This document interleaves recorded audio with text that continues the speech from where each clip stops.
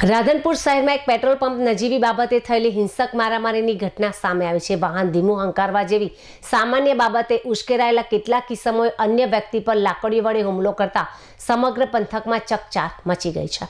મળતી માહિતી મુજબ રાધનપુરના એક પેટ્રોલ પંપ પર વાહન ચલાવવા બાબતે બોલાચાલી થઈ હતી। સામી વ્યક્તિએ વાહન ધીમું ચલાવવાનું કહેતા કેટલાક શખ્સો ઉશ્કેરાઈ ગયા હતા અને લાકડીઓ જેવા હથિયારો વડે સામેવાળી વ્યક્તિ પર તૂટી પડ્યા હતા।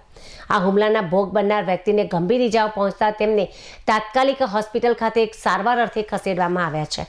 આ સમગ્ર મારામારીની ઘટના પેટ્રોલ પંપ પર લાગેલા સીસીટીવી કેમેરામાં કેદ થઈ છે। ફૂટેજના સ્પષ્ટપણે જોઈ શકાય છે કે કઈ રીતે હુમલાખોરો લાકડીઓ ફટકારી રહ્યા છે। આ ફૂટેજ હવે સોશિયલ મીડિયામાં પણ વાયરલ થઈ રહ્યો છે।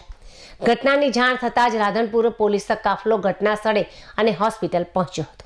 પોલીસે સીસીટીવી ફૂટેજના આધારે હુમલાખોરોની ઓળખ કરવાની તજવીજ હાથ ધરી છે। ગુનો નોંધીને કાયદેસરની કાર્યવાહી શરૂ કરવામાં આવી છે અને ટૂંક જ સમયમાં આરોપીઓની ધરપકડ પણ કરવામાં આવશે।